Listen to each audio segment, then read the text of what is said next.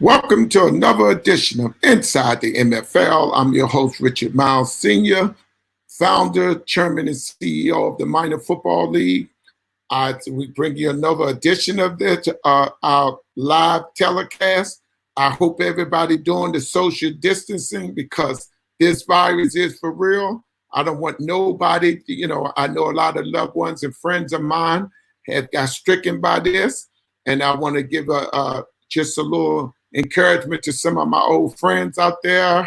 Tyrone of the Madness Shop is in the hospital. And I want to also give my shout out to Ceasefire, their director. He's sick with the illness. I want everybody to understand that this is for real. And, don't start running out there because it's warm outside. Because believe me, I heard they found they had a lot of other fatalities just today here in DC. So, I want y'all to really take precautions and really be serious about this. Because like I say, this is dangerous. This is no joke here. I myself, I'm taking all the precautions with my social distancing. As you can see, I look like a caveman. I don't know, this look, I might hang in there for a little bit. But I want to thank all the viewers in the MFL Nation.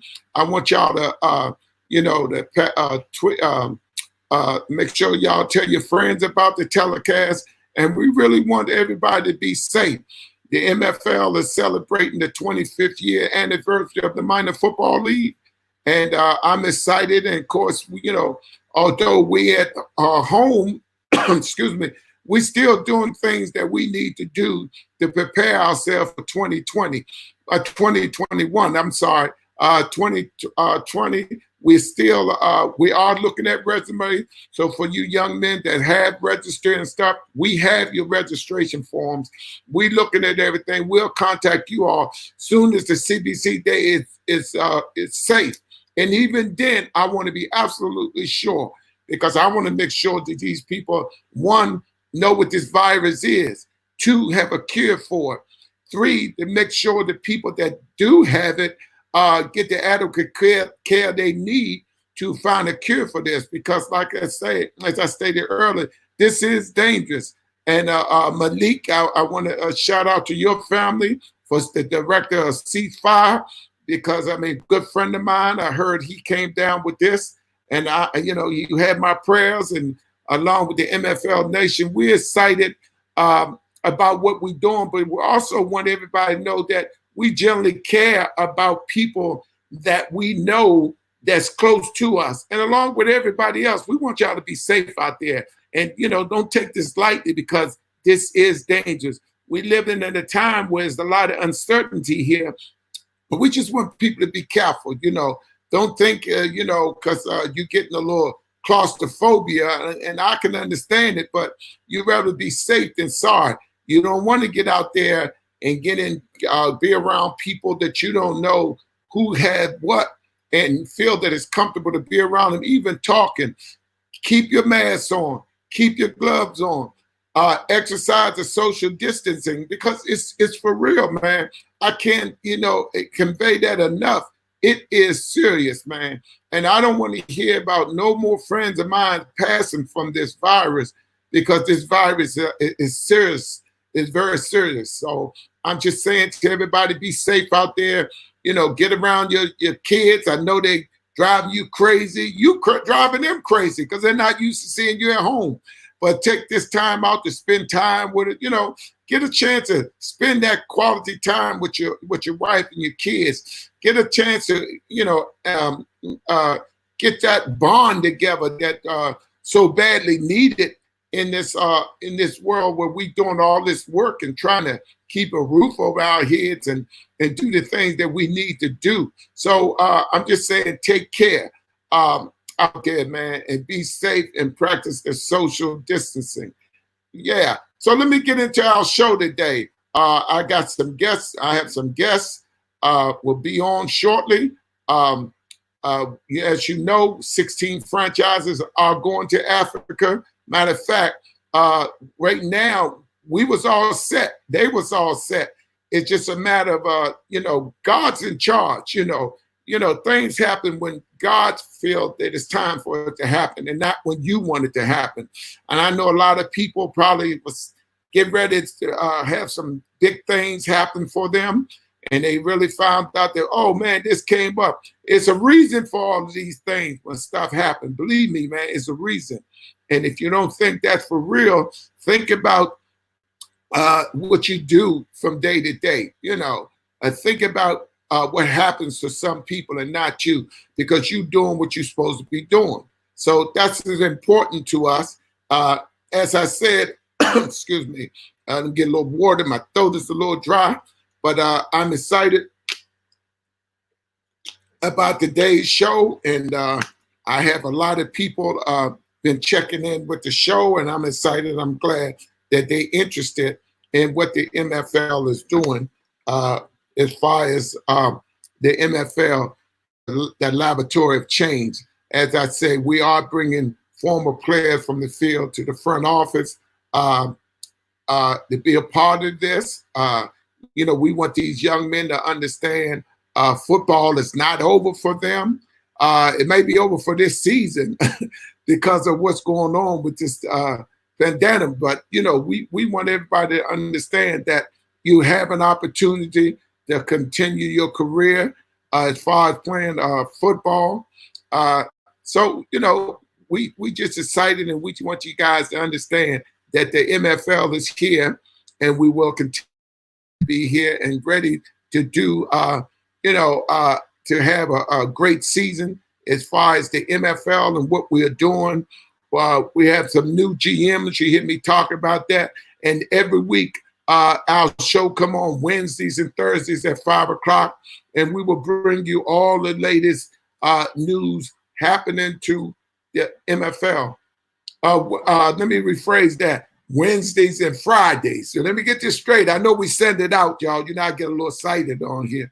And as you know, we're not in studio now, where I had my co-hosts in here with us. So I feel that because of things going on, I know people want to still know update of what's going on with the MFL. We want to bring every week,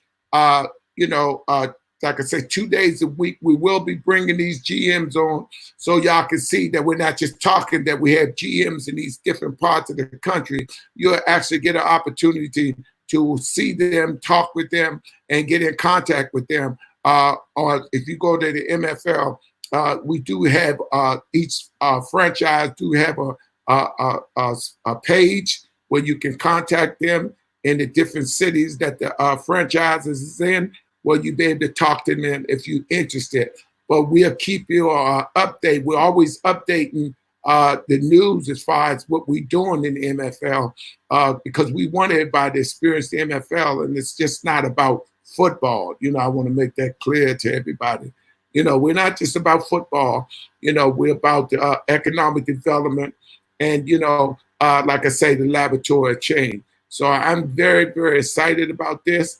And I look forward to things get back in the swing in terms of the season. So, we just got a lot of things that we looking forward to doing that, in God's time, things will be done the way, get back to the way we know it to be. Although, and I know things is going to be different now, whether we want to, excuse me, really admit that or not, things are going to be it's different. The norm will not be the norm anymore. And we have to understand that the life is going to change as far as we know it. So I want everybody to take advantage of the things that we're doing and the things that we get ready to do, all the great things we get ready to do as far as what we're doing in the MFL. So we're excited about this, and we're excited about some of these young men in the smaller schools that was drafted. I want to say congratulations to them. These young men, deservingly so, had that chance, and they're going to get a chance to play in the NFL. So, my hat's off to those guys. But to the other guys that was overlooked, don't worry about it. You still got an opportunity to finish your career in terms of playing professional football, because that's what the MFL about, the laboratory of change. And I don't look at us being a second chance league. I don't believe in that. How you gonna get a second chance when you didn't have the first chance? So the MFL provides an opportunity that you don't generally find outside of college or professional football.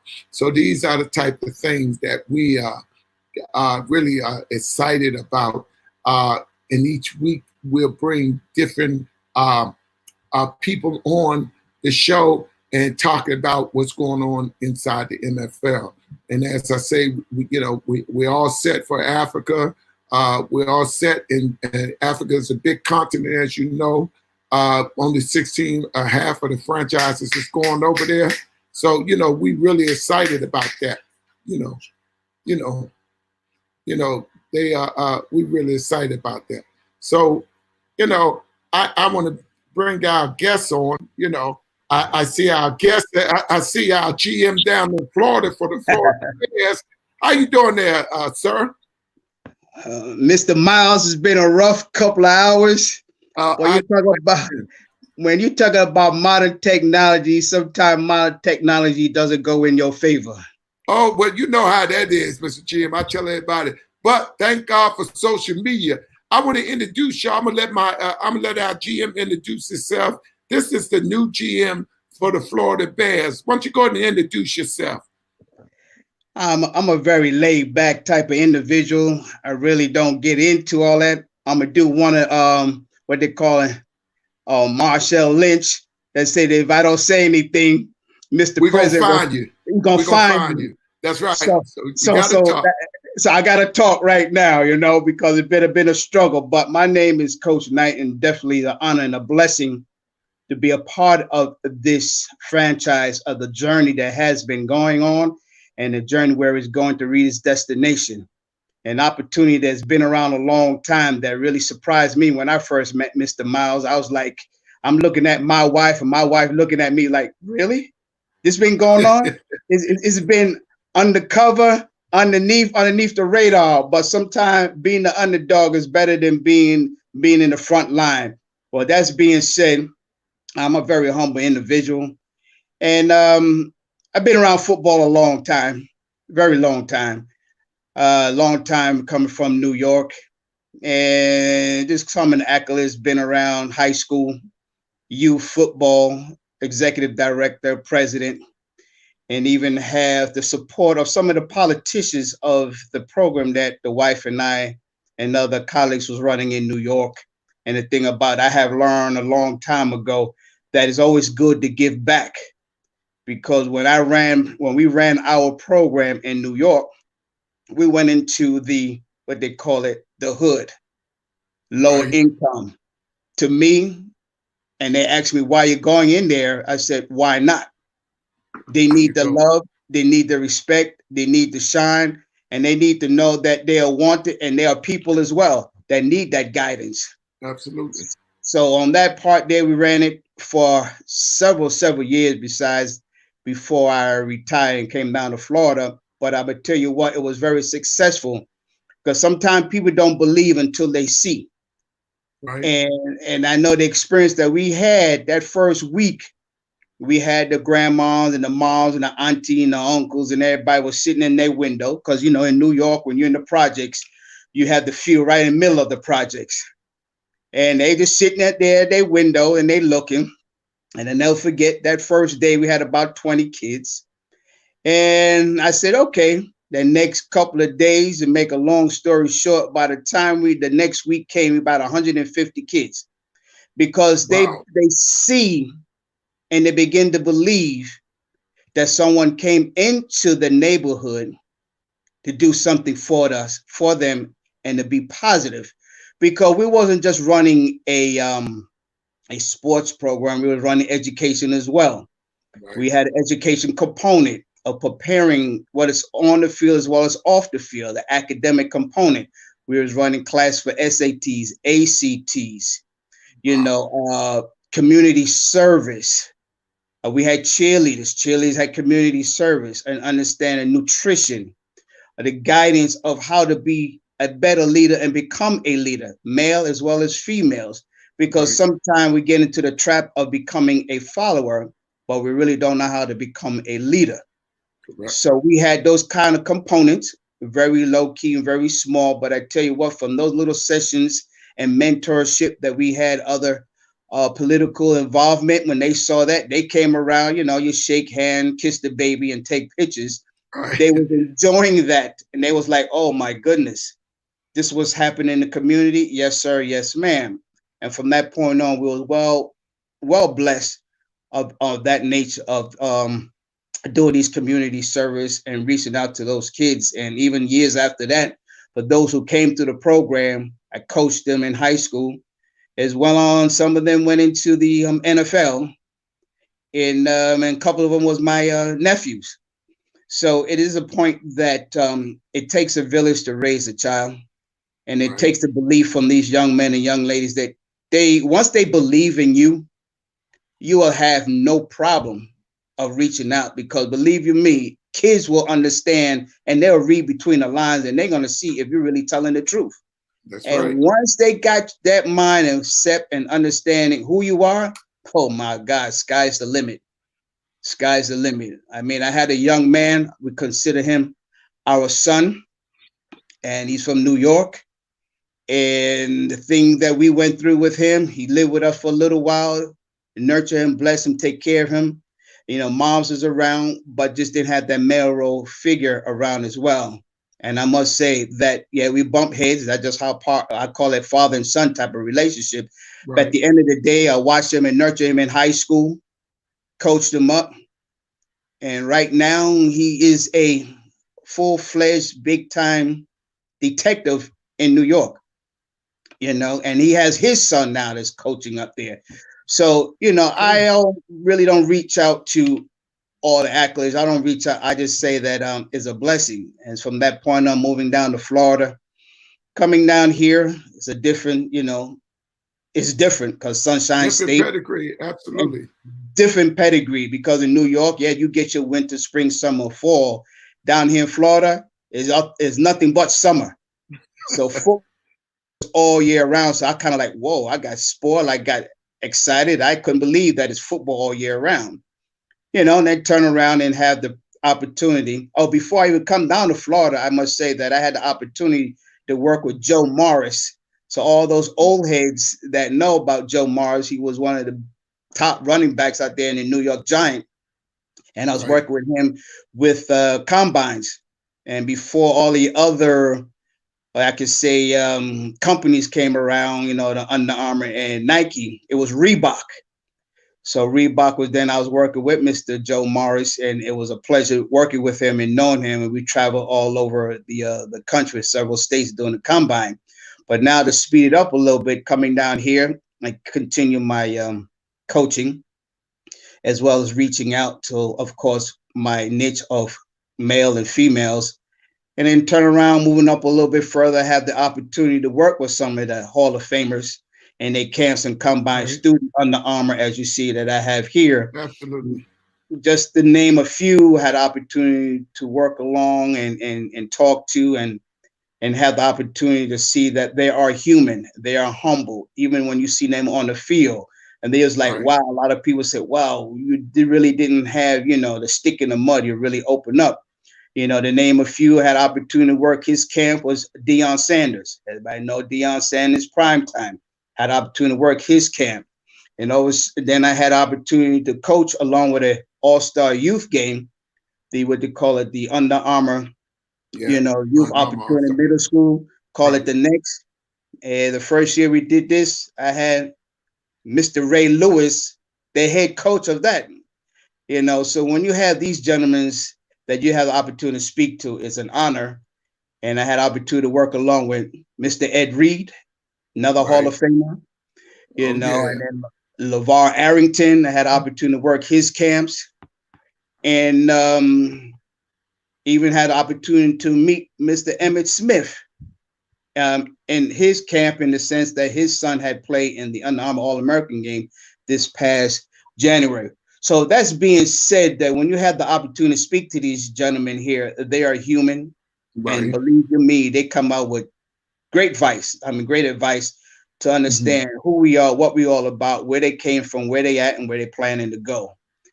So no, that's the thing that I always said, that always be humble, remain humble, and always count the blessings that the Lord bless you with. And then on that note there, I had the opportunity to attend the event in DC, Virginia, and all of a sudden I ran into Mr. Richard Myles himself. And I tell Yeah. you what, you talk about the Lord put you in certain place at certain time, or Lord knowing the right Absolutely. time, the right I place. always say God's in charge. God's in charge, and your arm is too short to box with God as That's well. right. That's right. Because the thing about that is, the wife and I was at the table, and we're just sitting there, you know, enjoying the festivities and eating and drinking. And I saw the gentleman on my right, never forget it. And I looked at his pen. I was like, oh, wow, that's a nice pen. And I said, wow. I said, okay, this is something I need to find out. And I looked at my wife. My wife looked at me and said, I know you're going to ask questions. I said, yeah, I'm going to ask questions. And from that point on, what I respect Mr. Myles and itself, that he was a very warm, welcome man, brother, and explain about what he have, his vision, his journey, and his destination of the MFL. And believe you me, after he said a few words, I was pretty much stunned within. I didn't want to show it then, but I was stunned. It's like, wow, Thank this is you. an opportunity. This is Right. an opportunity that I felt the truthness coming out of him. I know he wasn't saying anything that wasn't right. He showed me some pictures. He showed me this and he showed me that. And I was like, my God, this is something that I had looking for the opportunity for a long time. So after that point in time, when we had the opportunity to speak, it's like we know one another for years and years and Right. years. I mean, years. I mean, it was almost like, you know, one Absolutely. brother to another, in the sense that, man, this is something else. So I must commend you, Mr. Myles, of giving me this opportunity, be a part of this journey to reach our destination of something that was well hidden on certain eyes. But I tell you what, once this open up, and once we understand what is out here, it's no turning back, because people will see like, wow, this is something else here. So like I said, on that note, it's just being a blessing and honor. Been around a very long time, coaching, mentoring, educating, uplifting, and always giving the praise of God above, because without him, we can't get anywhere, or we won't go nowhere. And plus, I have my Absolutely. lovely wife with me, because she's a sports fan and she's a very dedicated individual. So having that, what we call it, a tag team, Right. make life a lot easier for us, for our family, and days to come. There you go. Teamwork make the dream work, you know. Yes, sir. So I mean, I understand that part of it. I also want to point out to people, and you was bragging. I'm gonna get on you, Mr. GM. Don't do it. You know, I know you won a lot. I know you won some championship down there, and I know you were involved with arena football. I think Yes. you own arena teams and stuff. So we know you're bragging and everything. But I know you're being modest now. I'm being modest. Sure, you let me see that you won championship in the arena. So that's great. And as you stated earlier, after talking with you, it seemed like I've been knowing you for years. And I can tell the sincerity in you. And I can see these are the types of people that need to be and should be a part of the MFL. And, you know, I tell people all the time, you know, the MFL is the laboratory of change. You know, we as people of color, we don't understand that, you know, we're the biggest consumers in America and we have nothing to show for it.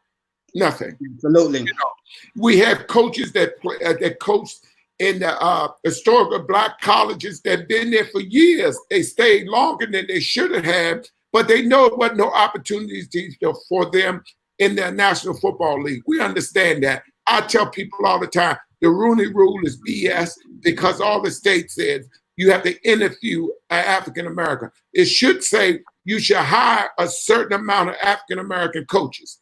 And the ones they do have, who's the first to get fired?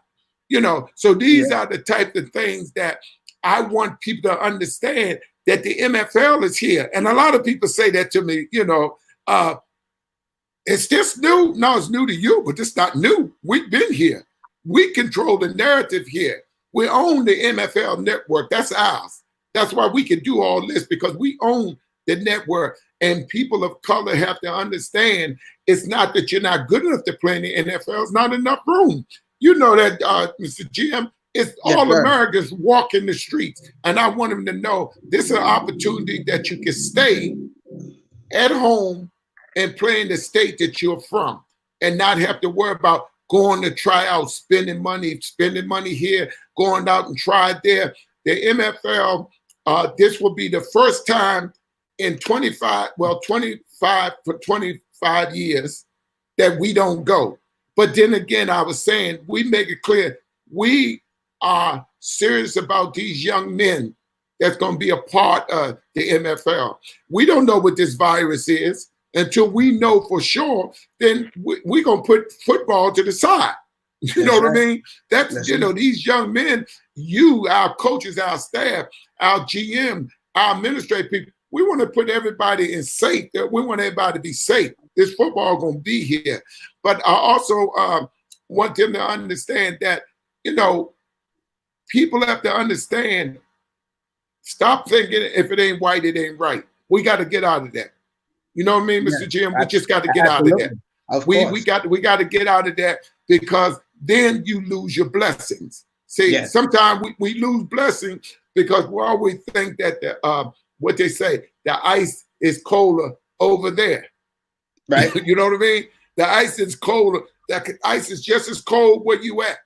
So I was doing an interview yesterday, and people was talking about, okay, they're excited about this now. Good, I'm glad. But they also asked, well, the NFL doing it, hey, my hat's off to the NFL. Great organization, been around a long time. But the NFL got 75 years on us, Mr. GM. Yeah, that's right. So they've been around 100 years. This is our 25th year. Give us some time. We'll be there. I know guys would love to get paid, and if we was in the position to pay them, we would. But they have to understand NFL owners are billionaires, and they have one franchise. We're responsible for 32, Right. So these are the types of things that people have to understand. Once we have these franchises sold, owned by people of color, you follow what I'm saying? Oh, yeah. People of color, it's time for us to have that legacy that we can pass down. Right. I joke with people all the time because they always say the NFL. I say, yeah, not for long. That's what it really stands for. I say, but understand the MFL, don't look at the letters and say, oh, the minor football league. I say, no, think of money for life if you own one of them. That's right. You know what I mean? Right. Money for life. If you own one, you have money for life. And now you're talking about generational wealth. Okay, it's so many opportunities here in the MFL in terms of sports management, graphic design, marketing, PR, training. All these types of opportunities are here as well. You do internship here. We have franchises all over, like down in Florida. You're in a great place. I don't know. I've been down there a few times. I couldn't stand it.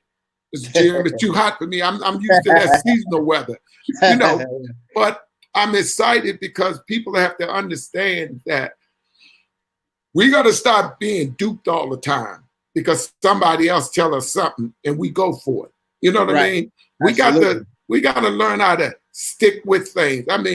People of color, we're the most resilient people in the world. Mm-hmm. All the things that happened to us, and we still here. So it's trying to tell you something. We still here. Absolutely. So, and I tell people all the time, the MFL, we're not lying to anybody. I think that's what you were so impressed with me, because we're not going to lie to nobody. We're not going to lie to these players. You know what I mean? Mr. Jim, we're going to tell them the MFL provides an opportunity for you that you don't find outside of college or professional football. Now, we don't pay money, but we got $1 million with insurance on the players. We're going to take care of the travel expenses. We're going to take care of the hotel and feed the players. You know what I mean, Coach? These are the type of things we're going to do because we understand that these guys do have other jobs, but it's a 10-game schedule. We play during the summer when ain't nothing going on. So if you have aspirations about getting a shot in the NFL and stuff, it's not gone. It's better that you're playing, that you're sitting home on the couch saying you're going to give it another try next year, and you're forgetting there's thousands of players coming out that next year too. Am I right or wrong?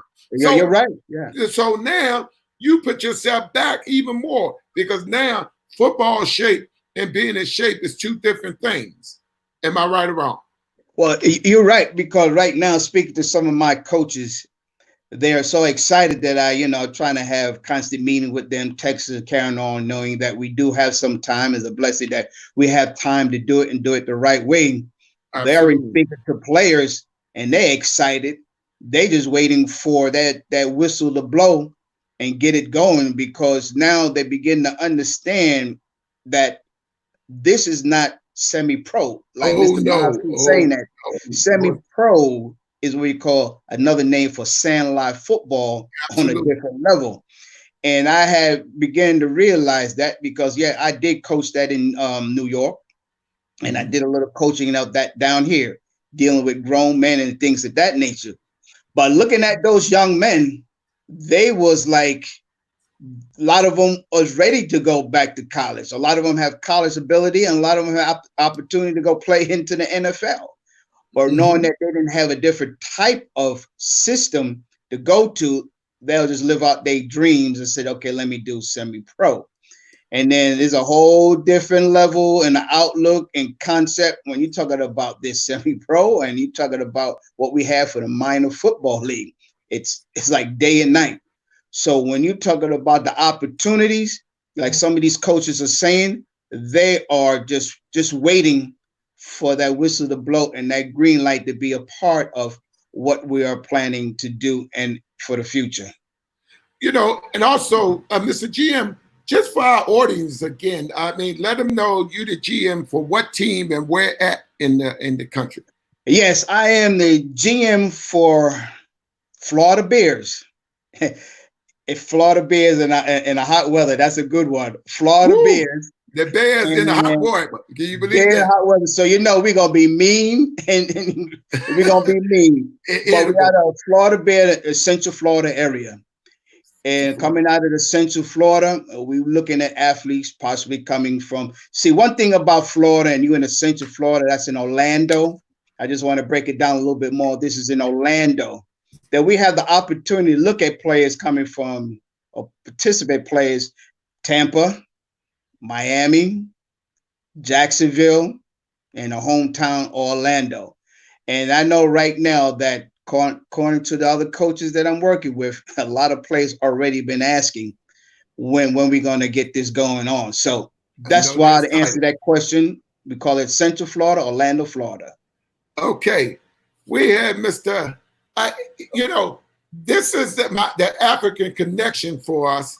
I got the CEO, now I'm going to let him introduce himself because I'm always getting the names mixed up. I cannot say these names, okay? He's the CEO of the African News Sports Adventure Group, okay? Did I get that right? That's correct. That's correct. Okay. That's correct. I want to introduce him. I mean, we talk so much that it just seemed like we're next door to each other. But I had my GM on from Florida with the Florida Bears. But I'm going to let you come on and introduce yourself and tell them what we're doing with in terms of what we're going to do in Africa. So let me give you some time to introduce yourself. That way, my GM in Florida, we get a chance to have you talk a little bit. Okay, I'm Lesley Koroma. See, I couldn't say that. See, I could not say that name. I could not say that. See, y'all, you go ahead. And that's with a K, not a C. Yeah. I'm based in Houston, Texas, and originally from Sierra Leone. I'm deep in the sports business. I am the CEO of African Sports Ventures Group, also founder of African Sports Media Network, the only African sports media in North America. I'm part of the MFL effort to come to Africa. So I'm excited. We're excited to have football come to Africa because we, you know, as we've talked a lot of times, we know bunch of players in the NFL. I mean, whether it's, you know, the origins of, you know, of our black brothers here in America, and then all the players from Africa, recent generations. I mean, the NFL is just full of black folks. So, I mean, what better players than to come to Africa? African Americans, 70% African American. You know, right? But didn't mean to cut you off. Go ahead. Go ahead, sir. I'm sorry for cutting you off. Go ahead. Okay. Thing about it is, it's a lot of opportunities with the sports space in Africa. You know, so Africa is just about to try to find itself in a good way. And to get a league like the MFL come to Africa, it's a massive opportunity. It's a massive opportunity for the MFL as well as for Africa as a whole, to be the first football league on the continent. And we're looking forward to that happening. And have half the teams out there, and to have what you call the World Bowl, which would be absolutely different from the Super Bowl. That's just great. That's just, you know, I say it's massive in so many respects. So I'm excited to be part of this effort, to be part of this project. So I look forward to the future. I mean, the future is bright.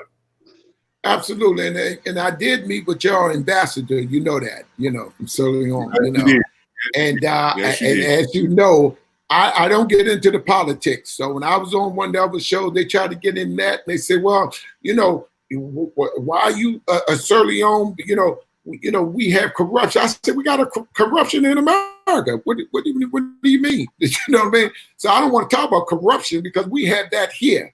So just to let you know how I negate a lot of things, that's not what we are talking about. The fact that the MFL, people of color, get an opportunity finally to unite. All that misconception between African Americans and African, we're going to put that to rest. Tell me what it means. And man, you've been working together a lot via, you know, phones and emails. And we get a chance to actually go face to face. I've been on your show. You've been on my show. It was a pleasure. But tell me, what did this mean? And tell them about the things that you have in place. Because a lot of people don't realize that a lot of stuff in place when we get there, thanks to you and your organization. So why don't you kind of let everybody know, the MFL Nation, the things that y'all doing and what you're going to be doing and what y'all already have in place. Well, y'all going to be helping us with. Yeah, we have African Sports Ventures Group is a new company. Actually, we started sometime last year, and after years of efforts of trying to put something together, you know, thing about it is we found out a lot of issues with sports in Africa has to do with funding, sponsorship, and all that type of stuff. So what we created is we go away from, for example, you got told about corruption in with the government and all that stuff, which is for us, we take in the private enterprise aspect of sports. That's what we bring into Africa. That's and we're dealing with the whole of Africa. We're a Pan-African company. It's the whole of Africa, not just one country. We're dealing with 55 nations. So we're all over the place. We got representatives pretty much everywhere, and we're still working on trying to make sure we have in every country whatsoever on the continent. So the opportunities here is we are trying to build relationships with corporate entities over there that have the opportunity or the ability to put sponsorship on the table for sports teams and athletes and things like that. So we see ourselves as a solution to the problems of sports in Africa. They say that the sports industry is worth about $700 billion, and by 2025 it'll be about $1 trillion. Now, when you look at Africa, with all the athletes and all the great, attributes for sports that comes out of Africa, Africa has yet to even realize about 10 billion of that 700 billion. So that tells you there's a lot of issue with dysfunction on that side. So what we're trying to bring to the table is to try to bring in the trust, the respect, and all this stuff to bring all these corporate entities together.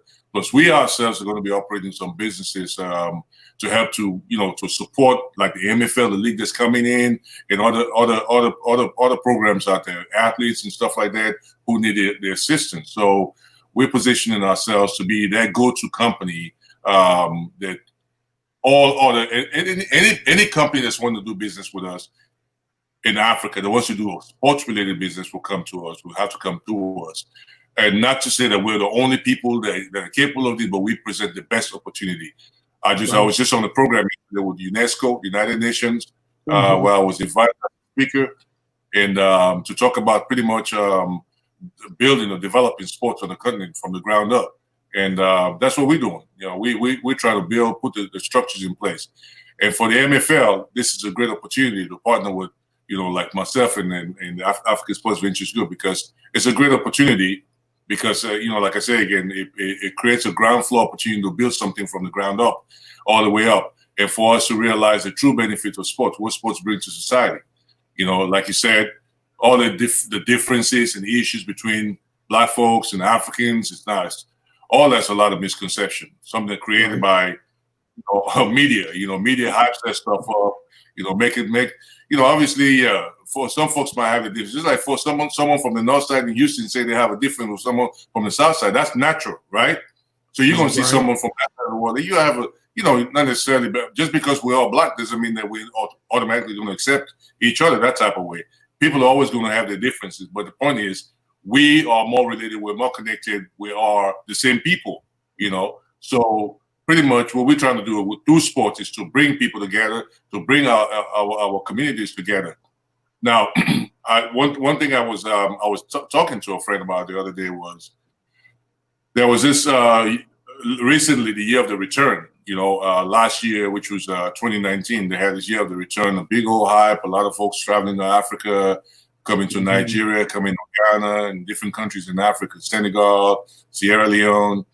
And one of the things that was used to hype up the whole thing was, African Americans have a $1.2 trillion annual spending power. I said, well, yeah, that's great, but I would love for African Americans to actually stop and think about it. The 1.2 trillion is called spending power, not investment power. Now, if we take stock for 1 second and say, you know what, it's spending. Why can't we save half of this? If we take half of that yearly, $600 billion. In the African American community, that makes a massive difference. That's going to make a massive difference. So I want, as we're talking here, one of the things I would love for people to think about is how can they take some of those dollars and invest in like the MFL and African Sports Ventures Group to build structures up where they have a stake in such companies forever. Buy shares and things like that. Buy a team from the MFL, own a team. That's the objective of what we're trying to push on that side. And buying a team from the MFL is a guarantee to access to wealth, long-term wealth, because now you own something which you can pass on from generation to generation. So this becomes just like we can see evidence of that in the NFL here in America, where the owners don't want to let Black folks in. So once you work, the captain feels there's something to it. You know what I mean? So if we can wise up and say, you know what, owning the team in the MFL is something that's going to uplift me and my family, I think that's a no-brainer. You know what I mean? Yeah, and also the GM here with us from down Florida, I also want people to understand Africa is the richest continent in the world, and all the European powers is to take. The MFL is coming to bring economic development there. You own the franchise, okay? You're going to own the franchise. Them franchise can't go nowhere because they're owned by Africans, okay? Then you got African Americans over here. We got to stop with that misconception that, I always tell people about Europeans. I say, here's people that colonize your race, and you ask these same people to educate you. How educated is that? But see, we need to stop thinking that I use the term, if it ain't white, it ain't right. We got to understand, and it's very, very important, we are the biggest consumers in America. and right. nothing to show for it. $1 trillion a year come through Black Americans' hands. And I made statements when I talk to people. They talk about, well, we got to get reparation for what? You can do, but give it back to them. Am I right or wrong? You're just gonna give them money back. Then they open up half of the government down in Atlanta. People of color got the stimulus checks on Wednesday. They open it up on Fridays. Now they broke. You see, you gave the money right back. Instead of investing in something that is generational wealth that you can pass to your kids' kids, this is the only viable league or kilometer where you do not lose, where they come up with them little pyramid schemes and stuff. And I want to bring my GM in from Florida. Do you follow what I'm saying? Or do that make sense, sir? Oh, absolutely. Yes, sir. Because the thing about it is, I had said me, myself, and I. And the thing about me, myself, and I'm the only one who can make that decision, good, bad, or in indifference. And then when we in school, we don't learn about money management, money control, banking, investment, entrepreneurship, things of that nature. We don't learn that. We have to learn that and get the education on our own and on the side. And once our young adults begin to understand about handling money and managing money, we could see that in the NFL when you see these lot of young athletes signing these big bonuses and turn around, they want to give it to everybody that they know and that don't know, or claim that they're part of the family or friends. Now they broke after the first year. So all of a sudden, people follow money. So when you don't have the money, you don't find nobody around. But when you have money, all of a sudden you get the handshake, the pat on the back, the arms around the shoulders. And, hey, you don't remember me? We grow up in the hood. Hey, you was across the street around the block. Oh, yeah, okay. But you're so generous in that sense that you never seen so much money in your hands that come across the table. Right away, you want to spend all that kind of money. At the beginning, before you do your signing bonus, you're spending all that money. So that's another thing about knowing how to manage your money, invest it the right way, and know how to invest it the right way. And like you say, in the part of owning a franchise, owning a business through the MFL, it's really a no-brainer. So when you come about talking about Africa, every time you see Africa, you see they claim the bad side on the media.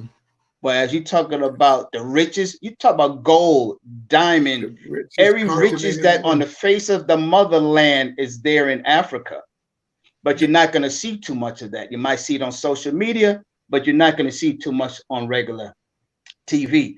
So again, there, sir, it is a pleasure and honor that you're doing that there, because there's another side to Africans and African American. And we got to understand who we are, where we was before, where we're at today, and where we're planning to go tomorrow.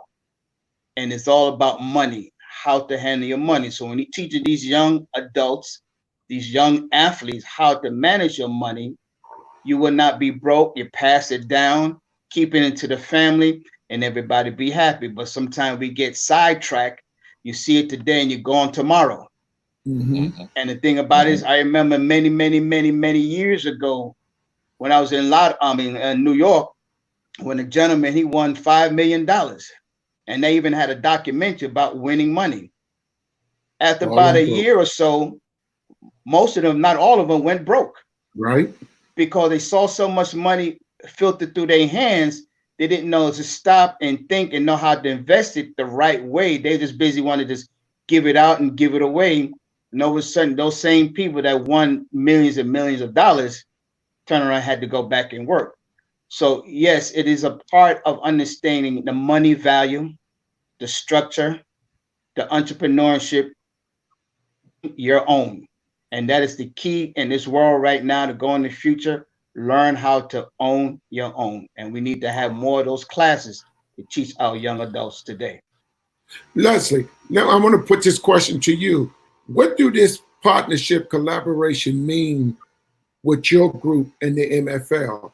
And I know, he's going to be one of them owners over there in Africa. Because me and him talk. What does this mean for you in terms of the collaboration and the move? Because we had, and this is great because you talk to Charles a lot and Jamie, what does this collaboration mean to you and your group about leading the way over in Africa for us? What does this mean?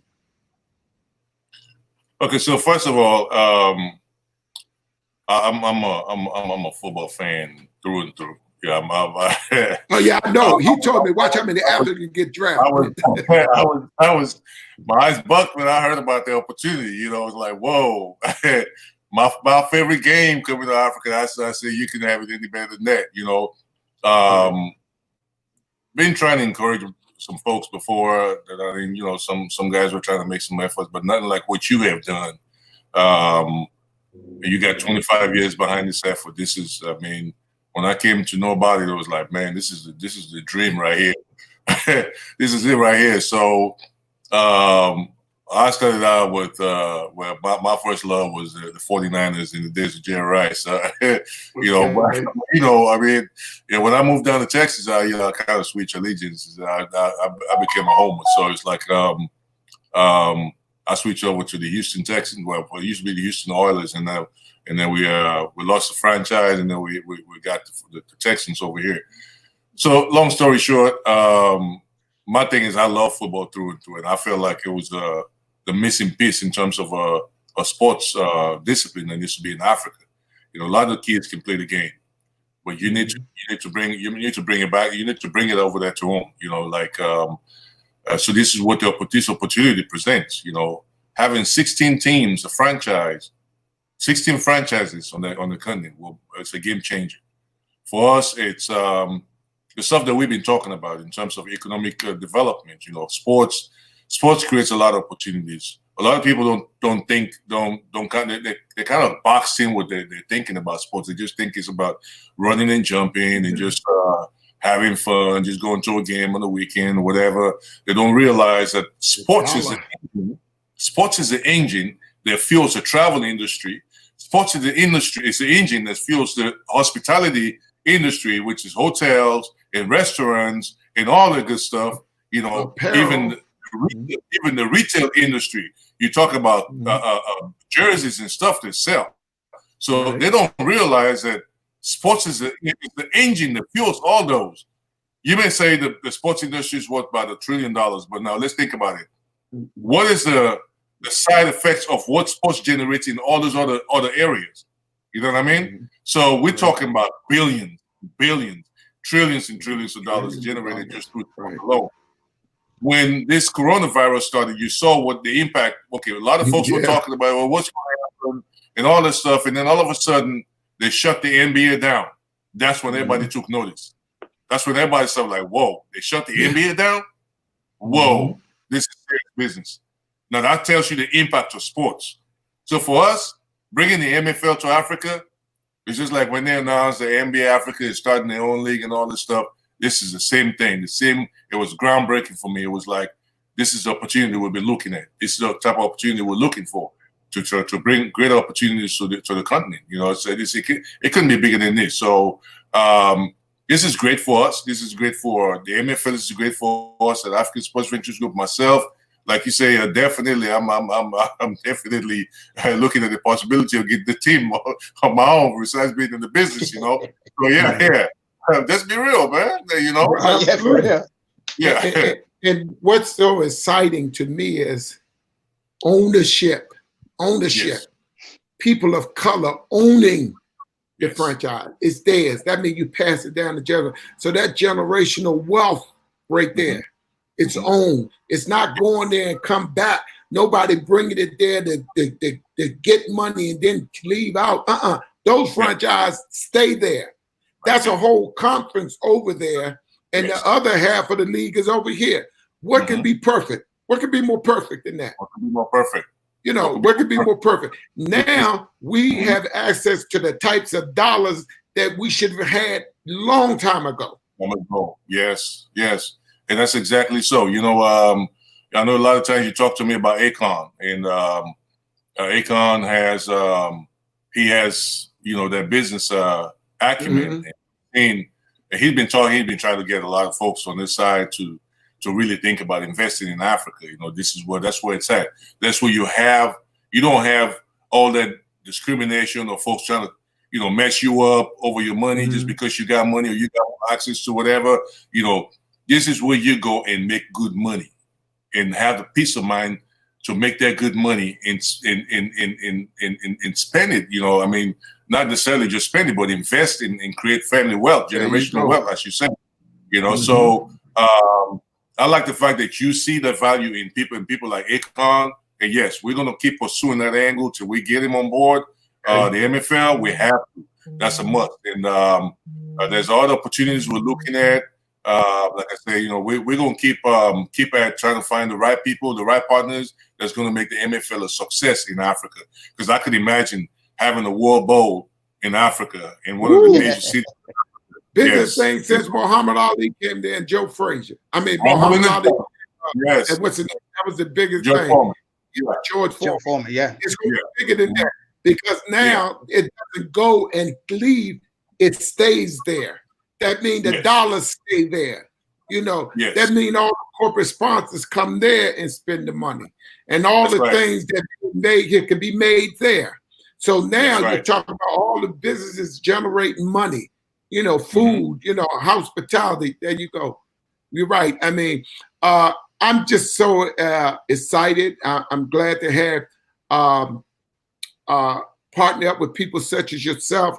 How can people get in contact with your organization? Well, you can contact me personally. My email address is leslie.koroma@africasvg.com, which is Africa Sports Ventures Group, africasvg.com. Or you can simply go on the website, africasvg.com, and click on the contact link and get in touch with me on there.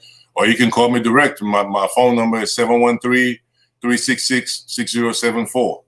That number again is 713-366-6074. And I look forward to any and every type of contact having to do with the sports business on the continent. I mean, this is what we do.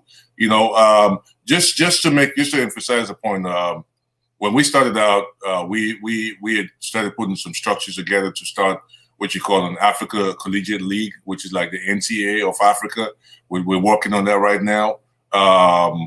So we're looking at a massive set of opportunities. In fact, one of the things that we talked about initially was to get the MFL to partner up with an effort like that, to help to even build a game from the collegiate level to come into the pro league, which is the MFL, which would be Africa's pro league in this case. So now, I'm saying this because we immediately, towards the end of the year, we got contacted by one of the biggest sports marketing firms here in America, the Wasserman Group, which basically was like, wow, these guys want to do business with us. So it's not like we don't value ourselves in the sense that these guys are supposed to be the one that values us.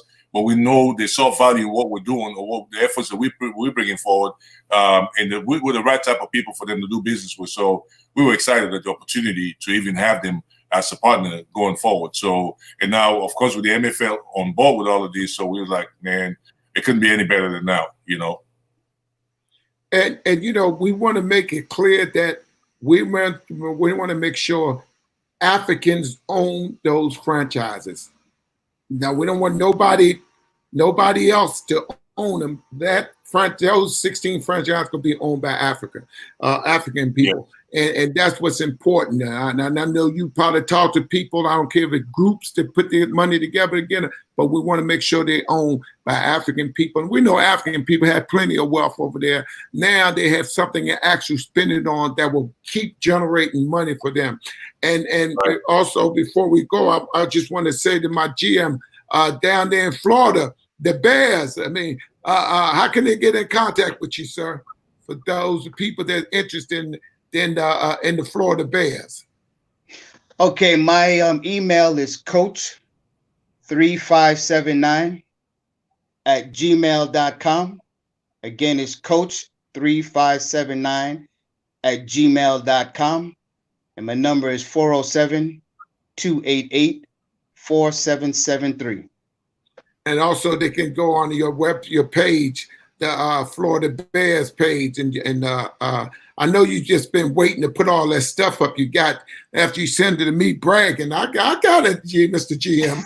I see all your big time people you got there, but also we're going to have GMs on all the time. Mr. Leslie, we're going to call you back sometime. And I know you're busy to have you on the show, but I just want to say I enjoy having y'all on the show. And we got to talk some more, about this, because we want people of color to realize how big this is.